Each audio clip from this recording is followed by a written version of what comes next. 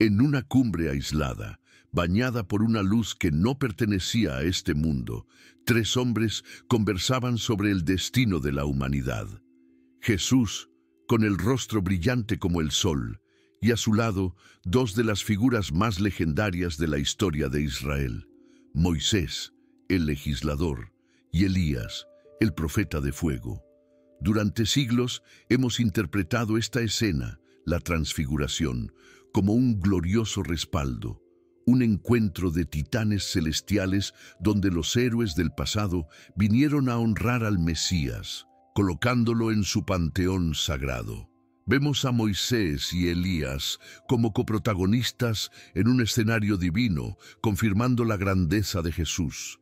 Pero, ¿y si esa interpretación cómoda y familiar estuviera fundamentalmente equivocada? ¿Y si su presencia en la cima de aquel monte no fuera para elevar a Jesús a su nivel, sino para ejecutar el propósito exactamente opuesto?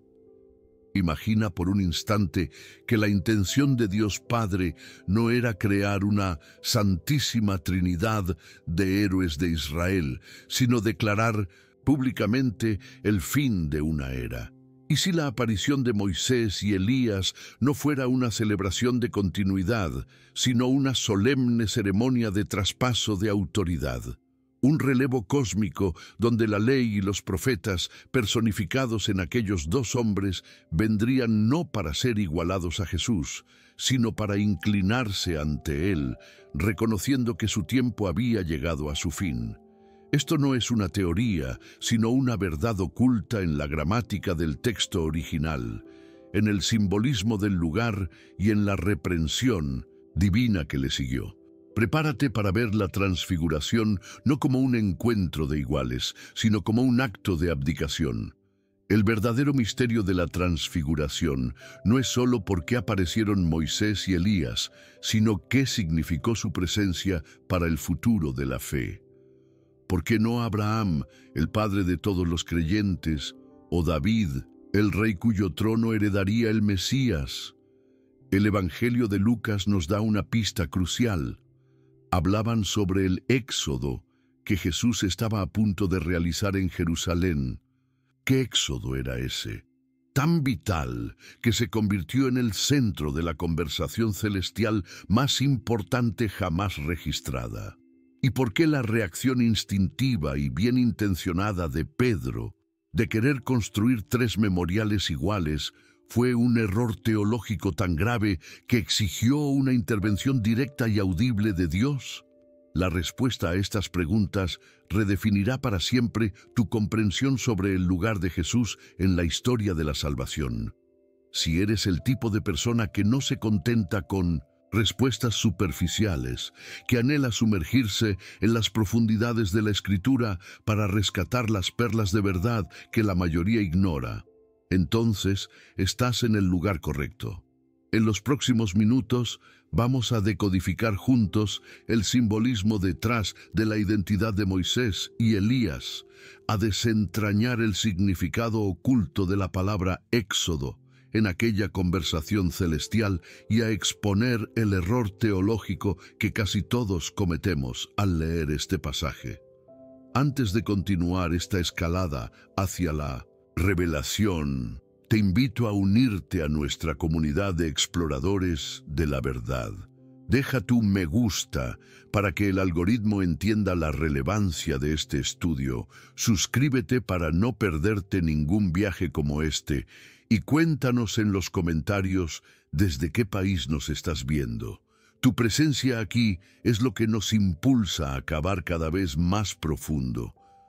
Para entender la magnitud de lo que sucedió en aquel monte, primero debemos respirar el aire del siglo I. Israel era una tierra bullente de esperanza y desesperación, una nación bajo el yugo del Imperio Romano, pero con los ojos fijos en las antiguas promesas de un Mesías liberador. Cada familia, cada sinagoga susurraba sobre el día en que Dios intervendría. La expectativa mesiánica no era una idea abstracta, era un hambre colectiva, una tensión eléctrica en el aire que hacía que el pueblo estuviera especialmente atento a cualquier señal, a cualquier profeta que se atreviera a hablar en nombre de Dios. Era en este crisol de anhelo espiritual y opresión política que Jesús y sus discípulos subieron para un encuentro que sacudiría los cimientos de esa fe. Dentro de este tapiz de profecías, un hilo brillaba con particular intensidad: la promesa del profeta Malaquías de que Elías regresaría antes del día grande y terrible del Señor. Para la mente judía, la venida de Elías no era una opción, era un prerequisito. Él era el heraldo celestial, el profeta que prepararía el camino para el Mesías. No es de extrañar que, justo después de bajar del monte, los discípulos, atónitos por lo que habían visto, le pregunten a Jesús sobre la venida de Elías, como leemos en Mateo 17:10. Conectaron los puntos al instante. La aparición de Elías no fue aleatoria, fue el cumplimiento de una de las profecías más esperadas, una señal inequívoca de que el reloj profético de Dios avanzaba hacia su clímax. El escenario elegido para este drama divino es tan significativo como los actores. El Evangelio dice que Jesús los llevó a un monte. Alto, esto no es una mera anotación geográfica. En la mentalidad bíblica, las montañas son lugares de encuentro con lo divino, espacios donde el cielo y la tierra se tocan, y ningún monte resonaba más en la conciencia de Israel que el Sinaí. Fue allí, en medio de truenos y fuego, donde Moisés recibió la ley directamente de Dios. Al llevar a sus discípulos a un nuevo monte para una nueva revelación, Jesús estaba haciendo una poderosa declaración visual. Estaba creando deliberadamente un paralelo, invitando a sus seguidores a contrastar lo antiguo con lo nuevo, la ley con la gracia, al mediador con el Mesías mismo. Visualicemos el contraste por un momento.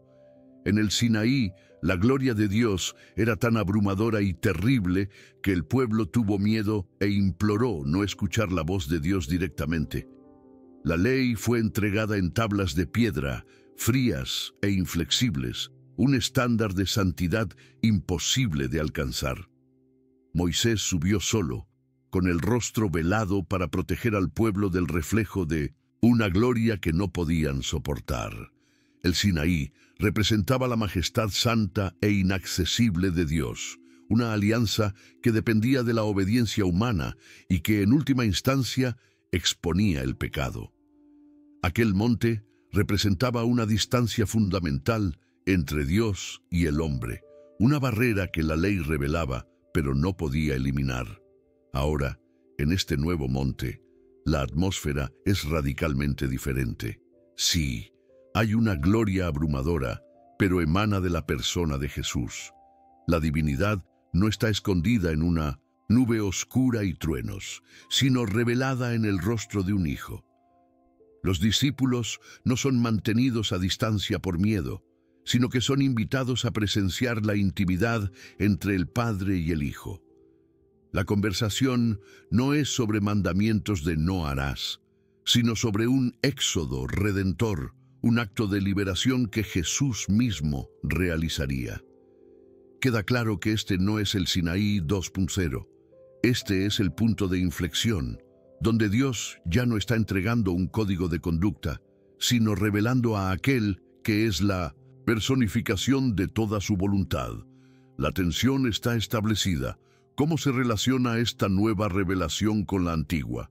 Y es aquí, en este punto de contraste entre los dos montes, donde la verdadera razón de la presencia de Moisés y Elías se revela con una claridad cegadora, y es un parteaguas en la historia de la redención.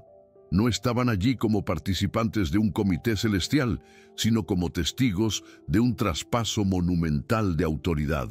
Moisés no era solo Moisés, era la personificación viva de toda la ley, la Torá.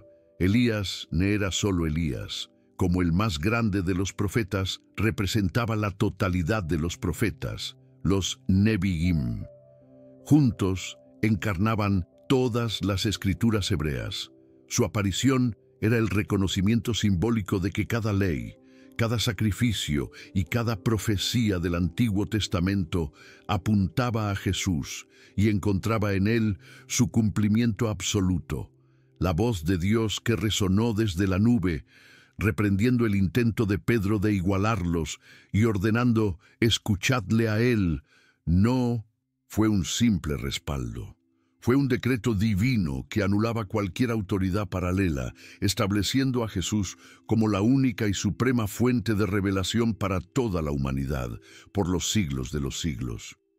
Una tesis tan audaz exige pruebas sólidas, y la primera evidencia está oculta en una sola palabra griega en el relato de Lucas. El apóstol médico nos dice que Moisés y Elías hablaban con Jesús sobre su partida. La palabra griega que utiliza es éxodon. Éxodon no es la palabra común para muerte o fallecimiento. Es una elección deliberada, una referencia directa e inconfundible al éxodo de Egipto. Piensa en la profundidad de esto. Moisés, el líder del éxodo original que liberó a Israel de la esclavitud física, estaba en el monte discutiendo con Jesús el nuevo y supremo éxodo. Un éxodo que no liberaría a un pueblo de una nación, sino que liberaría a toda la humanidad de la esclavitud del pecado y de la muerte a través del sacrificio venidero en Jerusalén. El propio lenguaje del cielo confirmaba el propósito de la misión de Cristo. La segunda prueba, quizás la más concluyente, proviene directamente de la boca de Dios Padre. Su orden, escuchadle a él, o en griego, akuete autou. No fue una frase creada en el momento, fue una cita. Dios estaba citando la Septuaginta, la traducción griega del Antiguo Testamento, específicamente Deuteronomio 18:15. En ese texto, el propio Moisés profetiza que, en el futuro, Dios levantaría de Israel un profeta como él, y concluye, con la orden, a él oiréis. Al usar exactamente estas palabras, Dios Padre tomó la profecía de Moisés y como un sello divino la aplicó inequívocamente a Jesús. Fue la declaración celestial más explícita posible. La era de esperar al profeta había terminado. El profeta estaba allí y su palabra ahora era la única que importaba. La elección de Moisés como representante de la ley es teológicamente perfecta. Es el hombre que subió al Sinaí y regresó con las tablas del pacto, el mediador de la alianza que formó la identidad de Israel. Su vida entera giró en torno a la entrega y administración de la Torá. Incluso su muerte fue única, envuelta en misterio en Deuteronomio 34, con Dios mismo supervisando su sepultura. Esta partida singular lo calificó para esta aparición sobrenatural.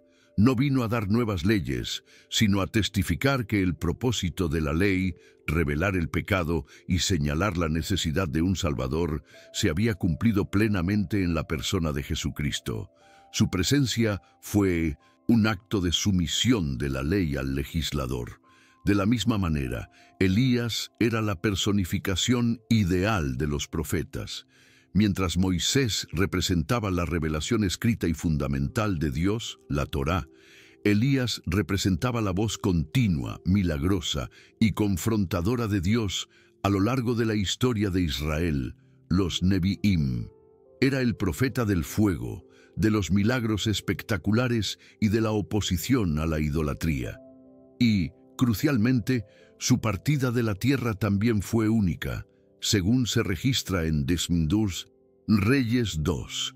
No experimentó la muerte, sino que fue arrebatado al cielo en un torbellino. Este hombre, que fue preservado de la muerte, era la contraparte perfecta de Moisés. Juntos, representaban la totalidad de la revelación del Antiguo Testamento, viniendo al unísono para entregar sus mandatos al heredero de todo. Es en este contexto que el error de Pedro, registrado en Mateo 17:4, se vuelve tan claro. Su sugerencia de construir 3 esquenas tiendas o tabernáculos, no fue solo un torpe intento de prolongar el momento, fue una declaración teológica. Las tiendas en la fiesta de los tabernáculos celebraban la presencia de Dios habitando con su pueblo. Al proponer 3 tiendas iguales, Pedro estaba en su sinceridad poniendo a Jesús, la ley y los profetas en el mismo nivel de divinidad y autoridad. Estaba, en esencia, creando un panteón, sin discernir la diferencia abismal entre las señales y el destino, entre las sombras y la realidad. Intentó igualar el sol con las señales que apuntaban a su salida. La respuesta divina a esta teología equivocada fue inmediata e inconfundible. Una nube luminosa los cubrió, la nube de la gloria Shekinah, la misma que llenó el tabernáculo en el desierto, la señal de la presencia manifiesta de Dios. No era la nube oscura y aterradora del Sinaí, sino una de luz deslumbrante, y de esa gloria provino la voz correctora del Padre. El acto en sí fue una poderosa lección visual. La presencia de Dios eclipsó todo, y cuando la nube se retiró, Moisés y Elías habían desaparecido. Solo Jesús permaneció. El mensaje visual no podría ser más claro. Los testigos se retiraron, los sistemas antiguos se desvanecieron y a partir de ese momento, solo Jesús debía ser el foco de la fe y la atención de sus discípulos. Finalmente, para que no pensemos que este evento fue una mera visión etérea, los evangelios lo anclan en un espacio geográfico real. Aunque la arqueología no puede probar un milagro, las tradiciones antiguas señalan lugares como el Monte Tabor o las laderas del Monte Hermón como el escenario de este evento. Esto es importante porque nos recuerda que la transfiguración no es un mito atemporal, sino un evento que ocurrió dentro del itinerario terrenal del ministerio de Jesús, en una montaña real, presenciado por hombres reales. Esta verdad teológica trascendental está firmemente arraigada en la historia, confiriendo un peso de realidad a este traspaso de autoridad que redefinió la relación de Dios con la humanidad. Habiendo diseccionado las evidencias, llegamos ahora al corazón del asunto. ¿Qué significa para nosotros hoy este traspaso de autoridad de hace milenios? La lección es a la vez simple y profundamente desafiante. La autoridad final en la vida de un creyente no reside en un sistema de reglas, por muy sagrado que sea, que es la sombra de Moisés. Tampoco reside en manifestaciones espirituales espectaculares o experiencias emocionales intensas, que es la sombra de Elías. La voz del Padre no dijo, escuchadlos, a ellos, o sentid esto. La orden fue singular y absoluta. Escuchadle a Él. Esto significa que Jesucristo no es solo una voz más, ni siquiera la más importante entre muchas. Él es la única voz. Él es el estándar, la revelación final y la autoridad suprema sobre toda nuestra vida espiritual. Esta verdad transforma radicalmente la manera en que leemos toda la Biblia. El Antiguo Testamento no se vuelve obsoleto. Al contrario, encuentra su verdadero significado. Moisés y Elías, en su aparición, nos enseñan a leer las escrituras que ellos representan. Debemos leer la ley y los profetas no como un fin en sí mismos, sino como un guión divinamente inspirado que nos conduce inexorablemente a la persona de Jesús. Cada genealogía, cada ley ceremonial, cada profecía audaz es como una flecha en el camino. Intentar vivir el cristianismo basándose únicamente en las reglas del Antiguo Testamento sin la lente de Cristo es como quedarse admirando las flechas y nunca llegar al destino que señalan. Es honrar el mapa en lugar de a aquel a quien el mapa revela. Por lo tanto, el desafío de la transfiguración resuena hasta hoy, forzándonos a evaluar el fundamento de nuestra propia fe. ¿Acaso, como Pedro, nosotros también estamos construyendo tiendas para otras cosas junto a Jesús? Quizás tu tienda de Moisés sea un legalismo rígido, una confianza en tu propia obediencia a las reglas para sentirte justo ante Dios. O quizás tu tienda de Elías sea una búsqueda incesante de escalofríos, de experiencias místicas, donde tu fe se mide por la intensidad de tus sentimientos. El mensaje del monte es que tanto la obediencia ciega a las reglas como la búsqueda incesante de experiencias pueden convertirse en ídolos que compiten por la autoridad que pertenece únicamente a Cristo, aquel que es la palabra viva. Ahora, la pregunta desciende del monte de la historia y entra en el terreno sagrado de tu vida. Mira honestamente el paisaje de tu corazón. ¿Qué tiendas has construido junto a Jesús, dividiendo tu devoción y tu atención? Tal vez sea la tienda de Moisés, hecha con los materiales de la tradición de tu iglesia, de reglas que sigues sin cuestionar, o de un conocimiento teológico que infla la mente pero no calienta el alma.